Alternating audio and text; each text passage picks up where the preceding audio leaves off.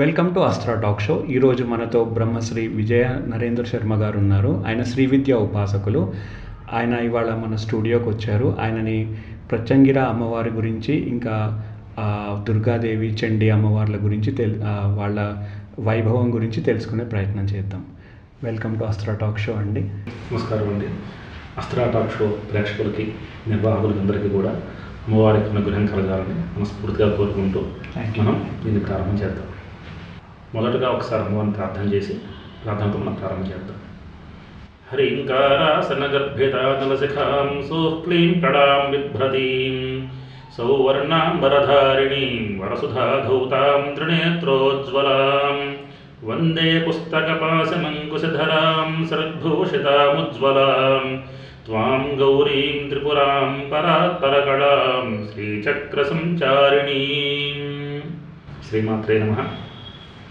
ఈ ప్రత్యంగిర అమ్మవారు అనేటువంటి మహా గొప్ప శక్తి ఎలా ఉద్భవించారు అంటే, ఒకానొక సమయంలో రాక్షసులు తపస్సులు చేసి పరమాద్భుతమైనటువంటి వరమును సంపాదించి ఆ యొక్క వర బలము చేత వారు విర్రవీగుతూ లోకాలను అల్లల్లాడిస్తున్నప్పుడు దేవతలు వెళ్ళి బ్రహ్మ విష్ణు మహేశ్వరులను శరణు వెళితే, బ్రహ్మగారు, విష్ణుమూర్తి, మహావిష్ణువు, పరమేశ్వరుడు ముగ్గురు కూడా దేవతల పక్షాన రాక్షసులతో యుద్ధానికి దిగినప్పుడు వాళ్ళ యొక్క వరబలం ముందు ఈ బ్రహ్మ విష్ణు మహేశ్వరుల యొక్క బలం కూడా సరిపోలేదు.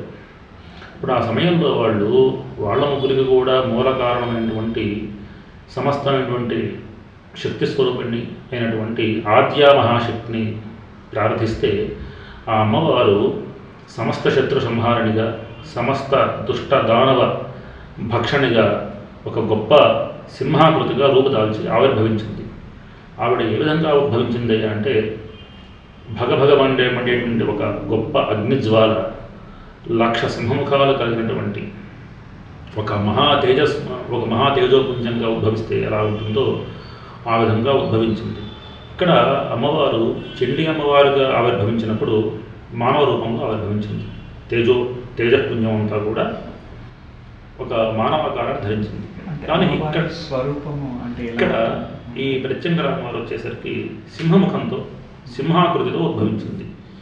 మరి ఇప్పుడు ఇలా సింహాకృతితో ఉద్భవించిన కారణం, ఈ యొక్క ప్రత్యేకత ఏమిటంటే, సింహము అనేటువంటిది ముఖ్యంగా మనం నరసింహస్వామిని తీసుకుంటే ఆయన సమస్తమైనటువంటి దుష్ట మంత్ర విచ్ఛేదకుడు. దుష్టత్వం అనేటువంటిది ఎక్కడ ఉన్నా కూడా దాన్ని చీల్చి నాశనం చేసేటువంటి లక్షణం కలిగిన తత్వం ఆ యొక్క సింహతత్వానికి ఉన్న లక్షణం అది. అటువంటి సింహతత్వాన్ని ధరించి ప్రత్యంగిర అమ్మవారు ఉద్భవించి ఆ రాక్షసుల యొక్క శక్తులని, బలాన్ని మొత్తాన్ని కూడా ఉపసంహారం చేసి, మొత్తాన్ని నాశనం చేసి అప్పుడు వాళ్ళని భక్షించింది అమ్మవారు. ఎందుకంటే వాళ్ళు అవధ్యులు, ఆ రాక్షసులు. వాళ్ళని ఉదాహరణకు మీకు చండీ అమ్మవారి యొక్క యుద్ధ సమయంలో రక్తబీజుడనే ఒక రాక్షసుడు ఉన్నాడు. వాడిని బ్రాహ్మీ, మాహేశ్వరి, కౌమారి మొదలుగా గల మాతృకా శక్తులు అంటారు, వీళ్ళని సప్తమాతృకలు అంటారు. వీళ్ళు వాళ్ళ యొక్క ఆయుధాలతో, శక్తులతో వాడిని వధించే ప్రయత్నం చేస్తున్నప్పుడు వాడి శరీరం నుంచి పడిన రక్తము ఎన్ని బిందువులు కింద పడతాయో అంతమంది వాడిలాంటి ఆకారం కలిగిన వాళ్ళు, వాడిలాంటి బలము, తేజస్సు రూపం కలిగిన వాళ్ళు, ఇట్లాగే వాడిలాంటి వరం కలిగిన వాళ్ళు ఉద్భవించేవాళ్ళు. ఇట్లా కొన్ని కోటాను కోట్ల మందిగా మారిపోయారు వాళ్ళు. ఇప్పుడు ఆ సమయంలో చండీ అమ్మవారు తన నుంచి చాముండికా శక్తి అనేటువంటి ఒక మహాకాళీ శక్తిని ఉద్భవింపజేసి, ఆవిడని తన యొక్క నాలుక చాపమని, వాడి యొక్క రక్తం నేల మీద పడకుండా, పునరుత్పత్తి జరగకుండా వాడి యొక్క రక్తం మొత్తాన్ని పీల్చేయమని చెప్పని ఆదేశించింది. ఇప్పుడు మహాకాళీ అమ్మవారు అట్లా సంహరించింది. సో ఆ రాక్షసుని అట్లా సంహరించినట్టుగా ఈ రాక్షసులు కూడా ఒక వరం ఉంది. వాళ్ళు వధించబడరు అన్నప్పుడు వాళ్ళని ఏం చేయాలి? సంహరించాలి. కానీ వాళ్ళకి అవధ్యులుగా వరం ఉంది. అందుకని అమ్మవారు వాళ్ళని భక్షించింది. అందుకని రక్తదంతిక, ప్రత్యంగిర ఇటువంటి నామాలతో, నారసింహి అనేటువంటి ఇటువంటి పర్యాయ పదాలతో అమ్మవారిని స్తోత్రం చేశారు మహర్షులు, దేవతలు అందరూ కూడా. అయితే ఈ ప్రత్యంగిర అనేటువంటి అమ్మవారి యొక్క నామానికి ఉన్న అర్థం ఏమిటయ్యా అంటే, శబ్దమే రూపముగా కలది. శబ్దానికి స్పందన ఉంటుంది, శక్తి ఉంటుంది, కానీ రూపం ఉండదు. ఆ రూపం కానీ వచ్చిందా, ఉదాహరణకు మనం ఒక కంచు గంట కానీ మనం మోగిస్తే, గట్టిగా మోగిస్తే చాలా పెద్ద గంటని, నాదం చాలా భయంకరంగా ఉంటుంది, ఆ యొక్క ప్రతిస్పందన చాలా తీవ్రంగా ఉంటుంది, కానీ రూపం ఉండదు. అట్లాగే ప్రత్యంగిరామవారి యొక్క శక్తి చాలా తీవ్రంగా ఉంటుంది, కానీ అమ్మవారికి రూపం అనేటువంటిది చాలా తక్కువగా చెప్పబడింది. ముఖ్యంగా ఈవిడందరూ ఈ రోజున చాలా ఉగ్రమూర్తిగా, శత్రు సంహారుడిగా మాత్రమే భావిస్తున్నారు, కానీ ఈవిడ దుష్టత్వ సంహారిణి. శత్రువులు అంటే ఒక దుష్టుడికి ఉండే శత్రువులు కూడా శత్రువులుగానే భావించబడతారు, కానీ ఈవిడ దుష్టత్వ సంహారిణి. మనుషుల్లో ఉన్న దుష్టత్వాన్ని, అలాగే మనిషి స్వభావంలో ఉండే దుష్ట స్వభావాన్ని నాశనం చేస్తుంది. కాబట్టి ఈ అమ్మవారిని వేదరూపిణిగా, ముఖ్యంగా ఏ దేవత కన్నా కూడా లేనటువంటి ఎక్కువ మంత్రాలు ఈ అమ్మవారికి వేదంలో చెప్పబడ్డాయి. ఋగ్వేదంలో, అధర్వణ వేదంలో కూడా చెప్పబడ్డాయి. ఋగ్వేదంలో కొన్ని రుక్కులతో ఈవిడ స్తోత్రం చేశారు దేవతలు. తర్వాత అధర్వణ వేదంలో కూడా శత్రు సంహారిణిగా, శత్రువులంటే మామూలుగా ఒక సాధారణ మనిషి తనకు నచ్చని వాళ్ళు, తనంటే పడని వాళ్ళు శత్రువులుగా భావిస్తూ ఉంటారు.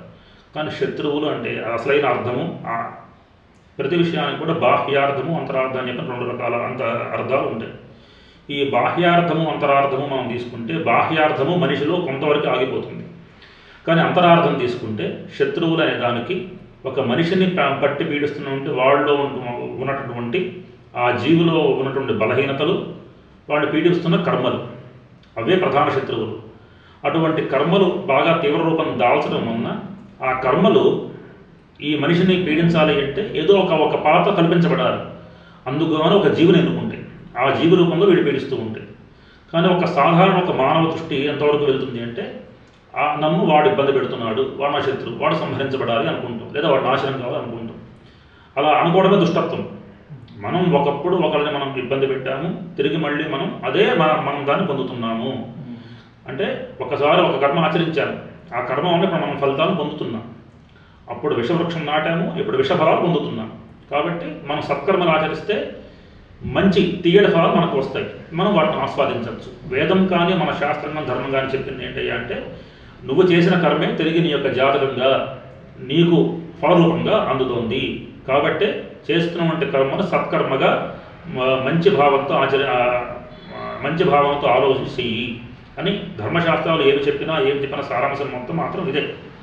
కాబట్టి అటువంటి సత్కర్మలు ఆచరించినప్పుడు, దుష్టకర్మలు మనం ఆచరించినప్పుడు, స్వార్థంతో మనకుండే కోరికలకి మనం లొంగిపోయి మనం దుష్టకర్మలు ఆచరించినప్పుడు దుష్టఫలాలు మనం పొందుతాం. ఆ పొందినప్పుడు మనం పీడించబడుతూ ఉంటాం, గ్రహాల రూపంలో, ఇతరులంటి దోషముల రూపంలో, అలాగే శత్రువుల రూపంలో మనం పీడించబడుతూ ఉంటాం. దానికి కారణం మనం బయట వెతుక్కుంటూ ఉంటాం కాదు, కారణం మన దగ్గరే ఉంది. ఆ కారణం ఏంటయ్యా అంటే, మనం నాటుకున్న విషబీజములు. ఆ విషబీజములను దగ్ధం చేసి సమూలంగా నాశనం చేసే పరిపూర్ణమైన దహించి వేసేట ఒక మహాగ్ని జ్వాల, ఒక దివ్య యోగాగ్ని స్వరూపిణి జ్ఞానాగ్ని జ్వాలయే ప్రత్యంగిర. ఇది ప్రత్యంగిరామ వారి యొక్క మూల స్వరూపము, ఆవిర్భావ విశేషం. చాలా బాగా వివరించారు గురువుగారు. ప్రత్యంగిర మాతకి దుర్గాదేవికి ఏమన్నా డిఫరెన్సెస్ ఉన్నాయండి? అంటే అమ్మవారి అవతారమే, ఇంకో అవతారమే ప్రత్యంగిర మాతన, దుర్గాదేవి అవతారమే? మీకు ఒక కంసాలను తీసుకుంటే, ఒక బంగారంతో మనకి దేవతా శక్తి అంటే మనం బంగారంతో, మనం ఉదాహరణ చెప్పుకుంటే బంగారంతో మనం పోల్చుకోవచ్చు. ఒక బంగారాన్ని ఒక కంసాలి ఆభరణంగాను మార్చగలడు, అలాగే ఉంగరంగాను మార్చగలడు, కిరీటంగా, గొలుసుగా, ఇట్లా ఏ విధంగా ఉంటే ఆ విధంగా మార్చగలడు. అలాగే ఆద్యా మహాశక్తి సమస్త సృష్టి ప్రపంచాన్ని మొత్తాన్ని కూడా సృష్టించి పోషిస్తూ రక్షిస్తూ తిరిగి మళ్ళీ తనలో లీనం చేసుకునే ఒక మహాశక్తి ఉంది. ఆ మహాశక్తి యొక్క ఈ 3 రకాల క్రియలు నిర్వహించే స్వరూపములే బ్రహ్మ విష్ణు మహేశ్వరుడు. కానీ వీళ్ళకు కూడా మూలమైన ఒక మహాశక్తి ఉంది, అదే సమస్తమైన ప్రకృతి స్వరూపిణి. ఆవిడనే వేదంలో కానీ మన యొక్క పురాణంలో కానీ ఆద్యా మహాశక్తిగా చెప్పారు. ఆవిడ ఒక సందర్భంలో అవసరాన్ని బట్టి ప్రత్యంగిరిగా, ఒకసారి చండిగా, ఒకసారి దుర్గగా, ఒకసారి లక్ష్మి సరస్వతులుగా, ఆ శక్తి ఇంకా పురుష స్వరూపాన్ని పొందినప్పుడు నరసింహస్వామిగా, వరాహస్వామిగా, ఇట్లా అనేక రూపాలు దాల్చింది. మనం పురుషుడుగా భావిస్తే మహావిష్ణువు పరమేశ్వరుడు, అలాగే మనం స్త్రీగా భావిస్తే జగన్మాత. ఆ శక్తి యొక్క రూపాన్ని, ఒక రూపాన్ని మనం చండి అన్నాం, ఒక తత్వాన్ని మనం ప్రత్యంగిర అన్నాం, ఒక తత్వాన్ని సుబ్రహ్మణ్య స్వామి అన్నాం. అంటే ఒక సృష్టిని వినాశం చేసేటువంటి ఒక బుద్ధి కలిగి ఉంటే ఒక జీవుడు సృష్టిని నాశనం చేసి ఒక తీవ్ర రూపాన్ని దాల్చినప్పుడు ఆ యొక్క తీవ్ర రూపాన్ని ఎట్లా దహించి వేయాలో దానికన్నా ఇంకో గొప్ప తీవ్ర రూపాన్ని ధరించి దాన్ని నాశనం చేసి సృష్టిని క్రమబద్ధీకరించే ఒక గొప్ప మహాశక్తి పేరే ఆద్య మహాశక్తి.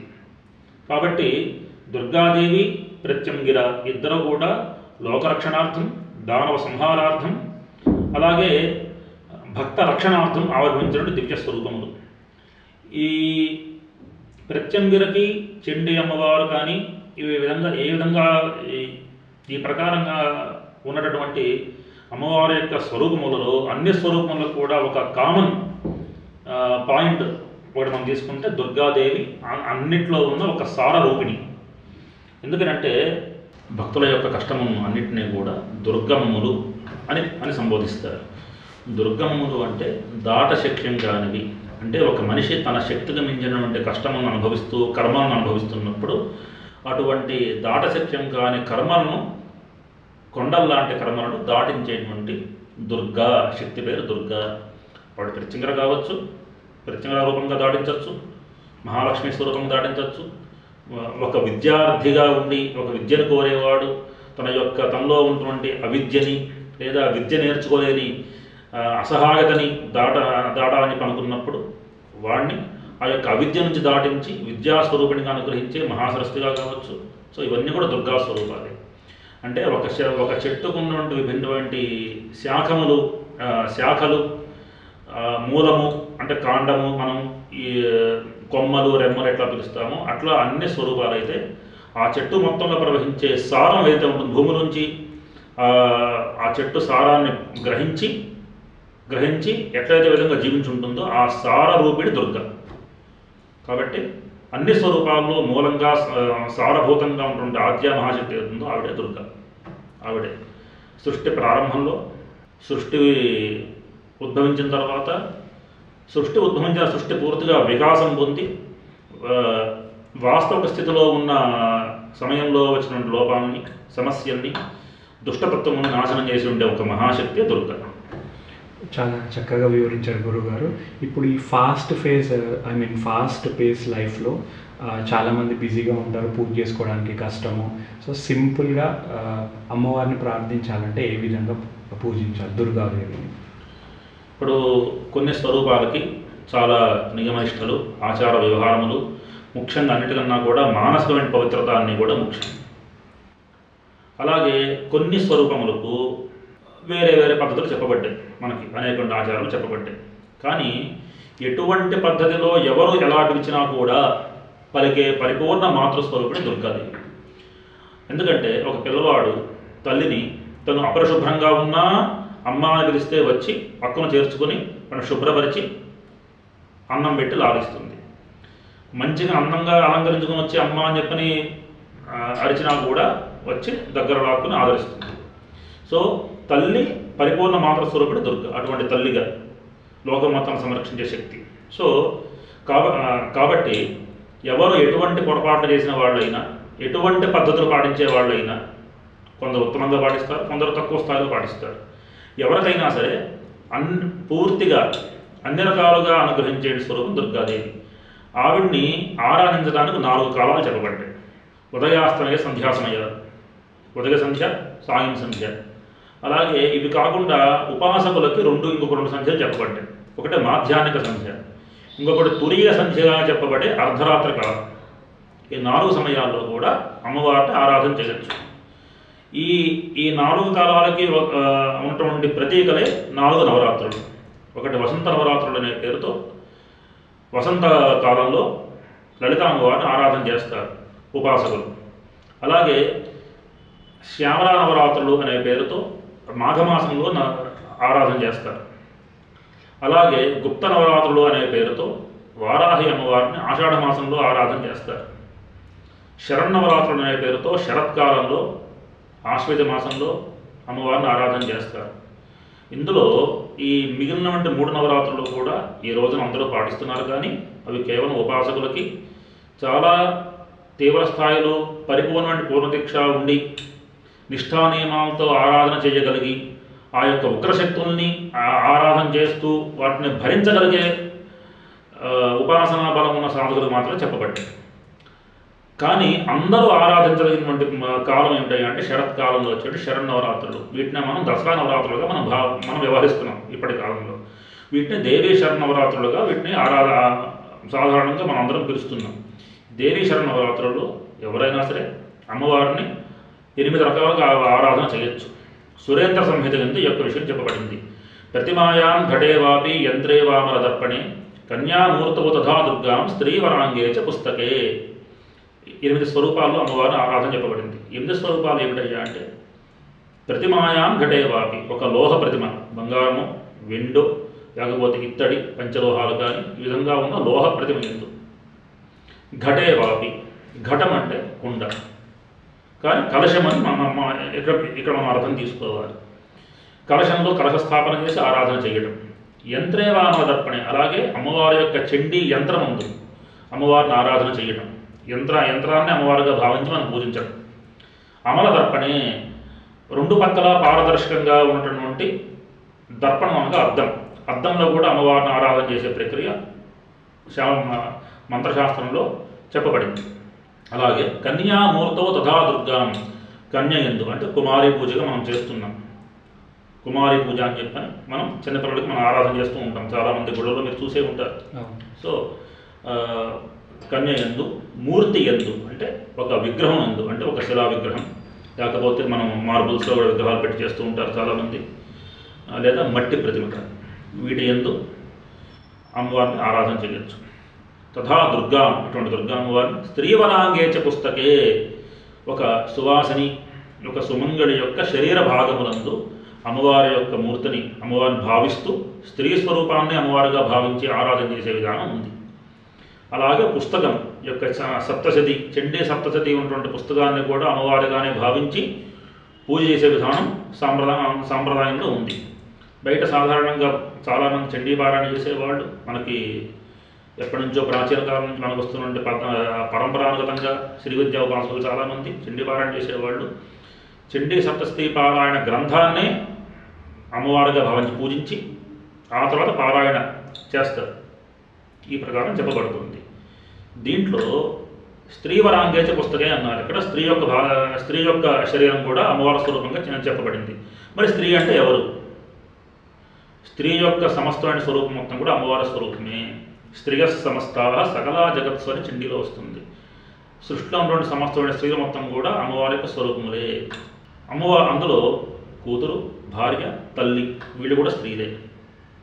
భార్యని మహాలక్ష్మి స్వరూపంగా చక్కగా ఆభరణాలతో ఆమె కొనిపెడుతూ అలంకరిస్తూ ఆమెని ఆనందింపజేయటం, ఇంట్లో కావలసినటువంటి ఆమె సంతోషాన్ని ఇవ్వటం, ఆమెని ఇంటి గృహిణిగా గౌరవిస్తూ మహాలక్ష్మి స్వరూపంగా గౌరవిస్తూ ఇంటి కోడల్ని భావిస్తూ గౌరవించినటువంటిది కూడా అమ్మవారి ఆరాధన కిందే వస్తుంది. అలాగే కూతురు బాల అమ్మవారుగా మనం ఆరాధన చేస్తూ ఉంటాం. ఎవరో పిల్లని తెచ్చి మనం బాల అమ్మవారు చూసే బదులు చూడటం ఒకటి, మన ఇంట్లో ఉన్నటువంటి మన యొక్క కుమార్తెని లేదా ఎవరి కుమార్తె అయినా సరే మనం గౌరవిస్తూ ప్రేమగా మనం వాళ్ళని తీసుకుని ముద్దు చేస్తూ మనం చిన్నపిల్లని వాళ్ళకి మనం మంచిగా బట్టలు నగలన్నీ కొనిపెట్టి వాళ్ళకి ఏం కావాలో ఒక మంచి జీవితాన్ని ఏర్పాటు చేయడం కూడా బాల అమ్మవారి ఉపాసన చేసినట్టే. అలాగే తల్లి, ఇక్కడ భార్యగా ఉంటే మహాలక్ష్మి అంశ అనేది ఉంటుంది, అమ్మవారి యొక్క అంశం మనల్ని కాపాడుకుంటూ ఉంటుంది. కూతురుగా ఉంటేనేమో బాలాంశ, బాలాత్రిపుర సుందరిగా మనం భావిస్తూ ఉంటాము. ఆ అంశ అలా వచ్చి మనం కాపాడుకున్న మనల్ని ఆనందపరుస్తూ ఉంటుంది. తల్లి దుర్గాదేవిగా మనల్ని కని పెంచి మన జీవితాన్ని అందించినటువంటి తల్లిని దుర్గాదేవిగా భావించి మనం ఆవిడ మంచిగా కష్టపెట్టుకున్నా మనం చూసుకున్నామంటే అది కూడా అమ్మవారి ఆరాధన అవుతుంది. సో ప్రత్యేకంగా ఆరాధన చేస్తేనే పూజ అని కాకుండా మన చుట్టూ ఉన్న సమాజంలో మన చుట్టూ ఉండే పరిస్థితులను, వ్యక్తుల్ని కూడా మనం అమ్మవారిగానే భావించి నిత్య జీవితంలో మనం వాళ్ళతో కలిసి సహజీవనం చేస్తూ ఉన్నామంటే అది కూడా అమ్మవారి ఆరాధన కింద చెప్పబడుతుంది. సో మనం మన కూతుర్ని కానీ, భార్యను కానీ, తల్లిని కానీ అందరినీ ఎవరిని కష్టపెట్టకుండా వాళ్ళకి ఇచ్చే గౌరవాన్ని, మర్యాదను మనం వాళ్ళకి ఇస్తూ వాళ్ళ యొక్క మనసును ఆనందపరుస్తూ వాళ్ళని సేవించుకుంటూ ఉంటే అది కూడా జీవితం మొత్తం అమ్మవారి ఉపాసన చేసిన ఫలితమే వస్తుంది. చాలా బాగా చెప్పారు గురువుగారు. ఇంకొకటి చాలామందికి వచ్చే డౌట్ ఏంటంటే పార్వతీదేవి, దుర్గాదేవి ఒకరేనా వేరా? పార్వతీ అమ్మవారు ఒకనొక సమయంలో శుంభని అనే రాక్షసులు తపస్సులు చేసి వరములు పొంది వరబల గర్వితులై దేవతలను పీడిస్తూ ఉంటే దేవతలు వాళ్ళు పెట్టే బాధలు భరించలేక ఒక చోట అడవుల్లో హిమాలయాల్లో వాళ్ళు అజ్ఞాతంలో దాక్కుని ఈ సమస్య నుంచి బయటపడే శక్తి ఒకప్పుడు అమ్మవారు మనకి ప్రమాణం చేసింది. మీకు ఎప్పుడైనా సమస్యలు వచ్చినప్పుడు నేను వచ్చి కాపాడతానని చెప్పాను అని ఒక ప్రతిమను చేసి ఆ ప్రతిమను వాడు పూజిస్తూ ఆ అమ్మవారిని ఆరాధన చేస్తూ ఉంటే అక్కడ దగ్గరలో ఒక కుండం ఉంటుంది. ఆ కుండంలోకి పార్వతీ అమ్మవారు తన యొక్క చెలికత్తెలతో స్నానం చేయడం కోసం వస్తుంది. వచ్చినప్పుడు ఆవిడ చూసి అడుగుతుంది వీళ్ళని, మీరు ఎవరు స్తోత్రం చేస్తున్నారు అని ఒక ప్రశ్న వేసినప్పుడు ఆ అమ్మవారి యొక్క శరీరంలోంచి ఒక దివ్యదేశతో ఒక మహాశక్తి బయటికి వచ్చి శరీర కోశము నుంచి వచ్చింది కాబట్టి కౌశికి అనే పేరుతో పిలిచారు. ఆ అమ్మవారిని చండీలో సంబోధించారు. అట్లా చండీ సప్తశతిలో వస్తుంది యొక్క వివరణ మొత్తం కూడా. కౌశికి దేవి శుంభల చేత పరాజితులైనటువంటి యొక్క దేవతలు నన్నే ఆరాధన చేస్తున్నారు, వాళ్ళ బాధల నుంచి విముక్తి కోసం అని చెప్పి అమ్మవారు సింహాన్ని ఎక్కి దేవతను అనుగ్రహించేందుకు వెళ్తుంది. ఇక్కడ అందరికీ విన్న ప్రతి వాళ్ళకి కూడా పార్వతీ అమ్మవారు వేరు, దుర్గాదేవి వేరు, అంటే ఈ కౌశికిగా పిలువబడినటువంటి చండీ అమ్మవారు వేరు అనే భావన కలుగుతుంది. ఇది తప్పు. పార్వతీ మహావిష్ణువు వేరు, నరసింహస్వామి వేరు అనుకున్నట్టే ఉంటుంది.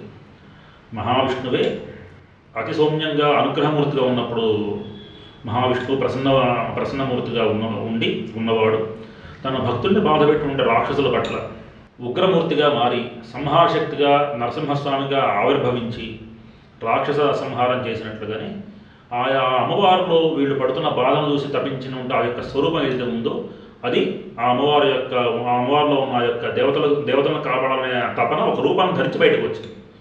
కాబట్టి పార్వతీ అమ్మవారు వేరు, చండీ అమ్మవారు వేరు కాదు. పార్వతీ అమ్మవారు, చండీ అమ్మవారు ఇద్దరు ఒకటే. పార్వతి ఒక తల్లి తన బిడ్డని ఇంకొకడు వచ్చి కొడుతూ ఉంటే, లేదా తన యొక్క ఇంకొకడికే ఈ బిడ్డను కొడుతూ ఉంటే వాడిని వాడిని అరుస్తూ వీడిని సముదాయిస్తూ ఉంటుంది. ఒక బిడ్డను అరుస్తూ దండిస్తూ ఉంటుంది, ఇంకొక బిడ్డను సముదాయిస్తూ ఉంటుంది.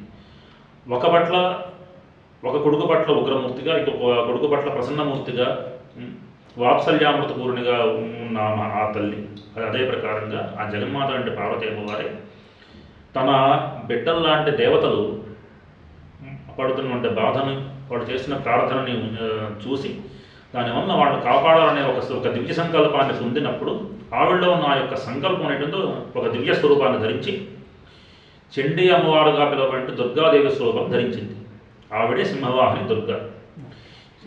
చండీ అనే పేరు ఎందుకు ఇక్కడ ఉపయోగించబడింది అంటే, కష్టమును దాడించే శక్తి దుర్గ అయితే చండ కోపాన్ని అంటే తీవ్ర రూపాన్ని ధరించినటువంటి శక్తి పేరు చండీ.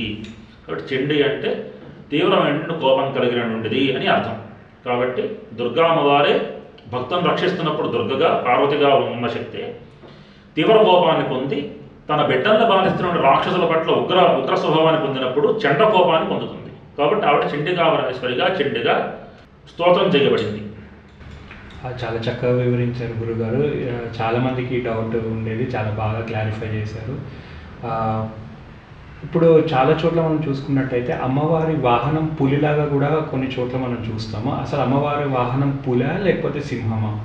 అమ్మవారి యొక్క వాహనము అమ్మవారిలో ఉన్న కొన్ని ఇందాక స్వరూపాలని చెప్పన్నాం కదా, బ్రాహ్మ్యాది మాతృగా శక్తులు అని చెప్పి అమ్మవారి యొక్క స్వరూపాల్లో కొన్ని స్వరూపాలు ఉన్నాయి. బ్రాహ్మ్యాది మాతృగా శక్తులు అన్నారు. అలాగే శివదూతి, రక్తదంతిగా, శాకంభరి అలంకారాన్ని మీరు వినే ఉంటారు. శాకంభరి అలంకారం చేస్తూ ఉంటారు అమ్మవార్లకి ఆషాఢ మాసంలో.